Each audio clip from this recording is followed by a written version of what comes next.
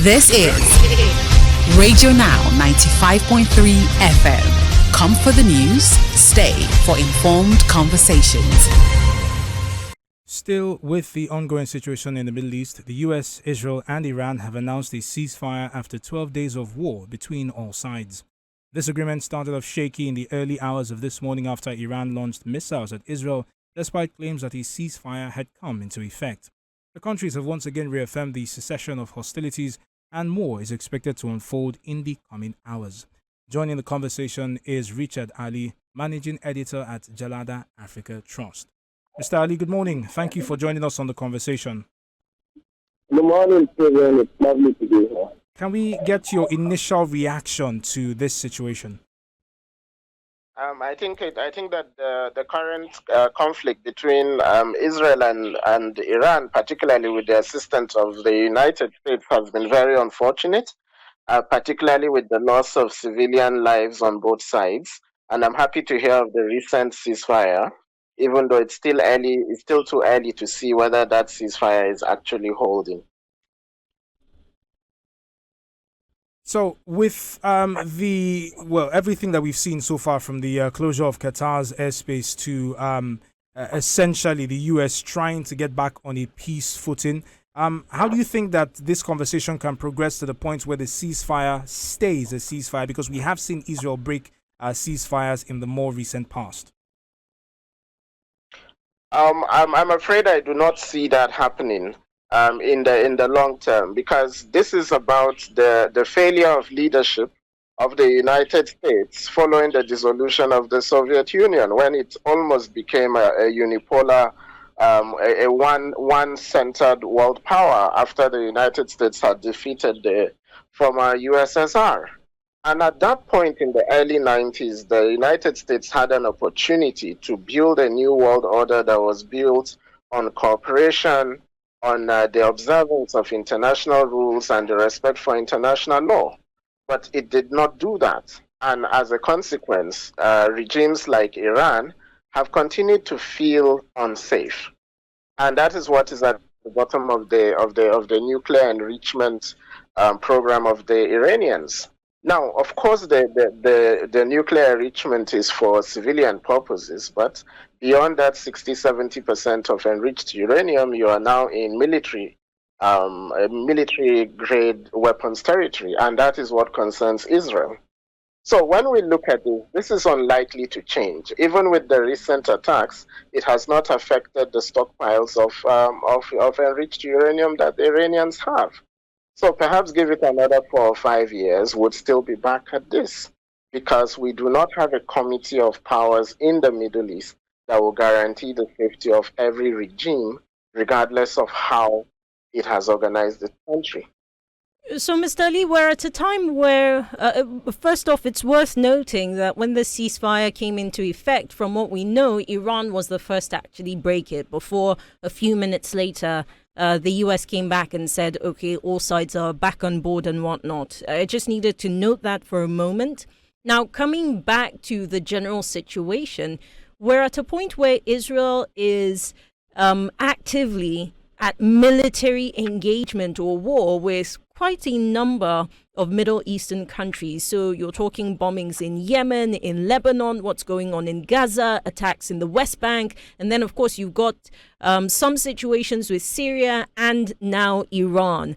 The only countries, or some of the countries, particularly Jordan, where we've not seen full action, we know is based on their diplomatic relations with Israel and the United States as well. So with this very dicey situation, do you expect that perhaps what's going on in Gaza, if we saw a full ceasefire and a full agreement, that it might tamper the heightened tensions within the region? Well, it will definitely make the other countries in the Persian Gulf happy if we have a ceasefire. The Qatar airspace has been closed. You have to look at the geopolitics of the situation. That area of the world is not called the Persian Gulf for any reason. Half of that, half of the territory of the Middle East is essentially the shores of Iran. So, in that sense, Saudi Arabia, Qatar, Dubai, the United Arab Emirates would definitely be happy to see a tamping down of tensions, even if their own objectives are not exactly pro-Iranian, but that is the dice of geography. So they would definitely be happy about it. We must also speak about why there are so many fronts for the Israeli regime, which is that the policy of the Iranian state has been one of strategic deterrence to create a ring of proxies around itself, between itself and its regional opponent, which is Israel. And it did this with its support of the Assad regime in Syria. It did this through the support of Hezbollah in Lebanon, through the tacit support of half of the Houthi government in Yemen, and of course through the support of Hamas in places like Gaza, you know. So that is the strategic deterrence. This allowed the state of Iran to be able to project its force, but with maximum deniability. You know, and it did this because it did not feel safe. When we look at the history of Iran, we look at the history of Western interference, whether it is the British taking over the oil resources and paying Iran a pittance, whether it is the killing of the Prime Minister, the nationalist Prime Minister Mossadegh in, I think, 1953, whether it is the return of the Shah, who was supported in his death squads by this same Israel and the United States, whether it is, of course, the inevitable effect, which is the Iranian Revolution. So Iran as an entity, as a regime, as a people with thousands of years of history, feels unsafe in its neighborhood because of the larger neighborhood. And this is where these things are coming from. So to go back to you, I mean, the Arab countries particularly, who depend so much on oil, which must pass through the Persian Gulf, which must pass through the Straits of Hormuz, without which it cannot get into the Indian Ocean, would definitely sigh with some relief. But I'm not sure at the larger strategic table of 10, 15, 20 years that it's going to solve any problems. The Iranian regime apologies. Because of time, I guess the most important question for us Nigerian Africans is, should we care? To what extent should we care? Why does it matter to us? It's well out of our hands. Unfortunately, Nigeria is a very side player in global geopolitics.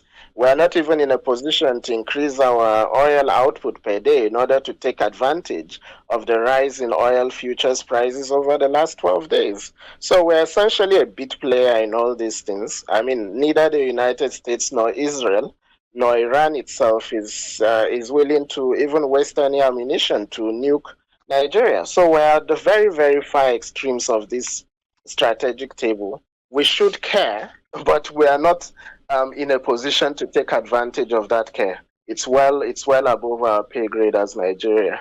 That said, as humanitarians and as somebody who has been dedicated to the issues of Palestine, particularly, it saddens me to see what is happening to the Palestinian people.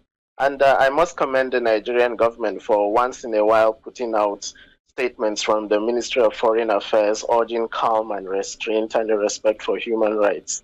So in that sense, it's good to have one more voice in the international community urging peace and restraint, even if we don't have enough diplomatic or military pool to actually enforce any of this. Mr. Ali, thank you very much for your time and expertise on this conversation. Richard Ali is the managing editor at Jalada Africa Trust, joining us this morning to speak on the ongoing situation in the Middle East, where after 12 days of war, the US, Iran and Israel have announced a ceasefire between all sides. This is Radio Now 95.3 FM. Come for the news, stay for informed conversations.